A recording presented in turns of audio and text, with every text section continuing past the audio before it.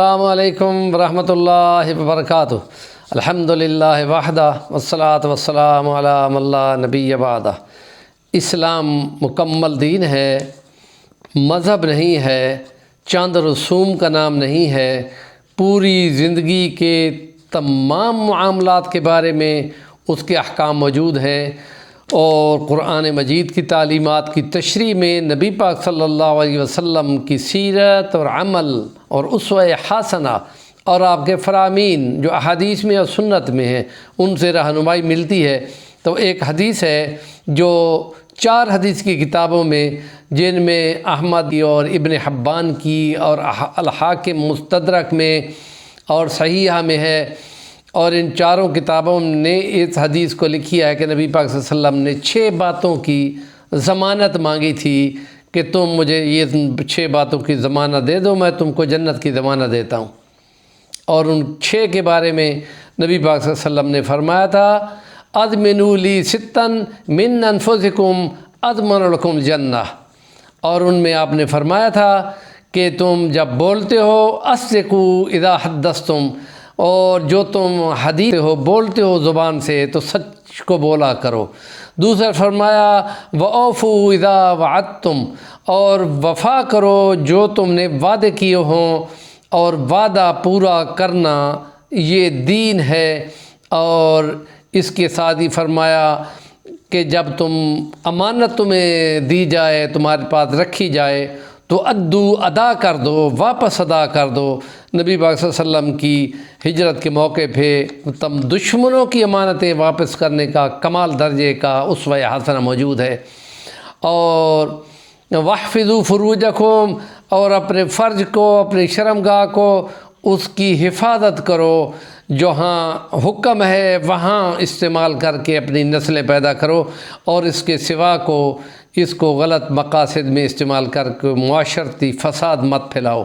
اور وغضوا ابصارکم، اور غض بصر کہتے ہیں نگاہ کو نیچے جھکا دینا، اوپر اٹھانے کے بجائے اوپر تو اٹھتی ہے دیکھنے کے لیے، تو اس کے لیے ٹرم ہے غض بصر۔ پردے کے احکام کے سلسلے میں ہے کہ نگاہ مرد بھی نیچے جھکائے اور عورت بھی مرد کو نیچے جھکا دے، اور جب آمنا سامنا ہو تو نگاہ کا جھکانا ایمان کی علامت ہے، اور یہ دل کے اندر ایمان ہو تو نگاہ چھپتی ہے۔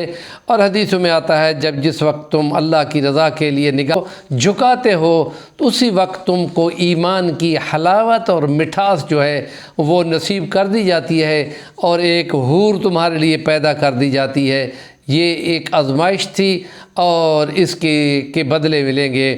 اور اس کے بعد فرمایا کہ وَكُفُّوا أَيْدِيَكُمْ، اپنے ہاتھوں کو روکا کرو۔ کس بات سے؟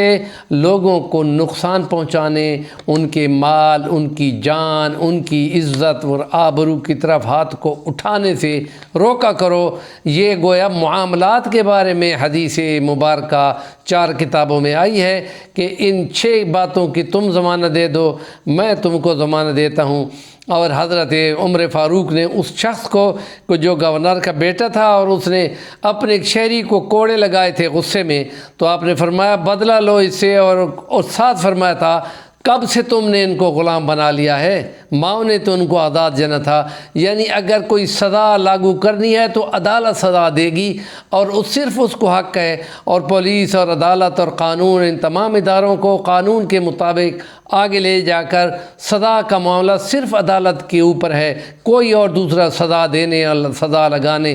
اس لیے کہا ہاتھوں کو روکو اور نگاہ کو جھکا دو، کہ نگاہ کو ایسے اندھا دھند استعمال کر کے، اور ایک نگاہ غلطی سے اٹھ سکتی ہے، دوسری نگاہ نہ اٹھے، اور اگر وہ اٹھے گی تو پھر وہ خائن ہے۔ اس کے لیے لفظ قرآن مجید کے الفاظ یہ ہیں کہ یعلم خائنۃ الاعین، تمہاری آنکھوں کی خیانت کی امانت، یہ آنکھیں خدا کی امانت ہے، ان کو اسی طرح لوٹانا ہے، اس میں خیانت نہ کرو، ان کو غلط استعمال کرنا خیانت ہے۔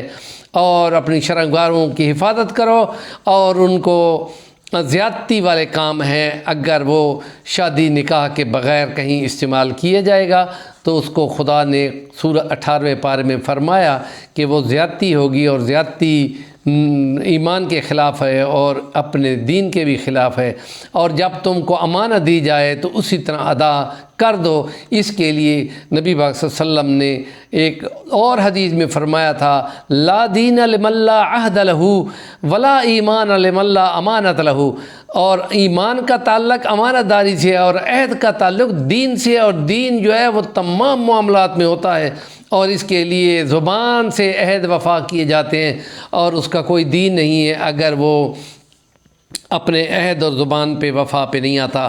جو معاہدے ہوتے ہیں ان میں وہ پابندی ہوتی ہے، اپنے حقوق و فرائض کے سلسلے میں جو پابندی کی جاتی ہے، اگر وہ پابندی نہیں کرتا تو اس کا دین ہی کوئی نہیں ہے، پھر اس کی کوئی امانت کا بھی اعتبار نہیں ہے۔